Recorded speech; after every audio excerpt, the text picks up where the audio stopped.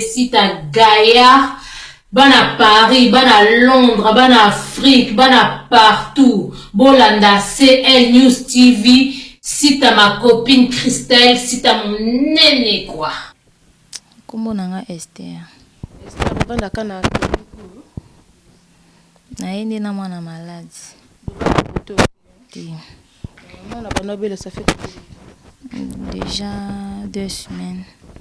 Semaine non est tout. Donc c'est qui makila. Depuis bazongi makila changement exact ko na mona pe azo 30. Bon, eza ba fièvre wana nde ezo bimise mitoki wana mais banda bazongi makila changement eza nango mais bongo nde ya kosomba bakisi nde eza te. Bongo somba bakisi eza te donc yo bongo somba bakisi eza te ovandi pa hôpital. Bon parce que eza hôpital place bazongisaki ye makila moyen nazonga nde ndako boye eza te. Dans ce qu'on ovandi hôpital là bapesaki traitement to ovandi na oka kozela jour mbongo eya te bapesaki traitement so asali fièvre boye bapesaki traitement. Mwana oyo aza bien déjà opesaki traitement ça la fièvre elles ont consolé c'est que non vraiment bien te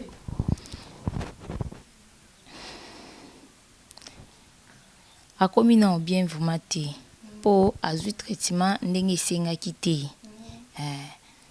soki bakisi ezwami azwa traitement ndenge ezalaka après avoir kozongisa makila nde ezalaka. Donc si je comprends bien depuis moi na ye awa eloko basaleka ya bien ezaki ka bazongisa makila donc azaki na makila te azaki na makila vraiment te donc makila edimnaki esilaki donc ndenge tout le monde avandi c'est grâce ndenge bazongisa makila mais c'est quoi donc difficulté non na minute ezake ozana mbongo traitement te ozana kisi te yango vandi naza nango te ana mbongo facture te na pe na mbongo kisi te.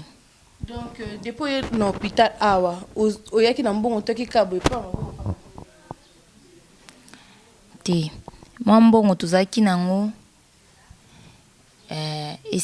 mwa mbongo oyo tozaki nango ezaki mokie ekokaki te vraiment mais docteur aidaki biso kaka mpo na kowelela molimo ya mwana ezalaki bongo.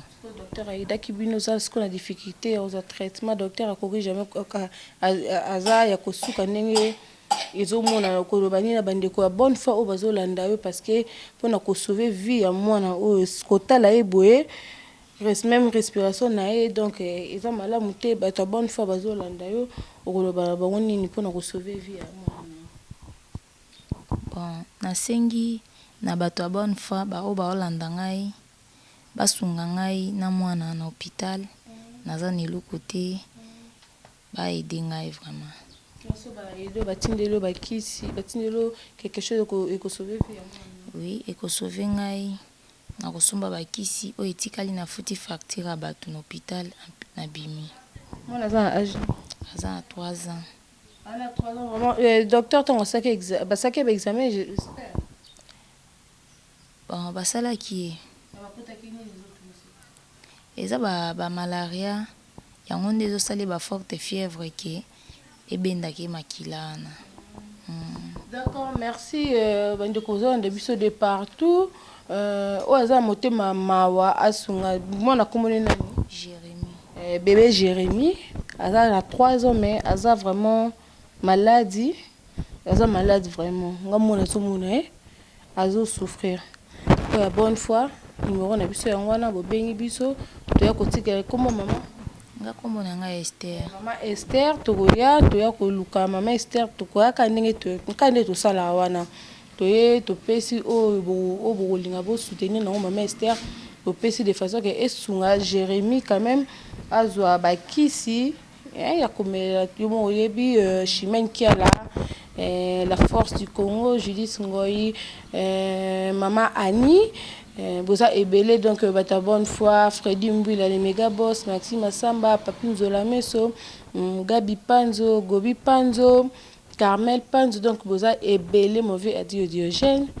bino vraiment boliaka na bato kolia bino na bato eza na bakaya boye kumwa pape motema ya mère rêvé donc mère rêvé bino boza vraiment baparent boza baresponsable oyo aza lokola mwana bino azosouffrir bato ya motema ya mawa bobenga biso tokoya mwana vraiment aza vraiment na santé ya bien te eyebi te so oza na liloba babakisa bon bato nyonso bakotala basunganga vraiment naza vraiment na difficulté makasi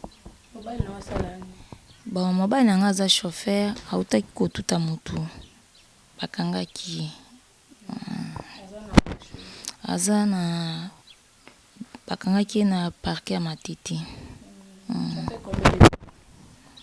Bon ekokisi de 1 mois. Oui, et aza na parke baolandela badossier na ye mais yango wana ndi.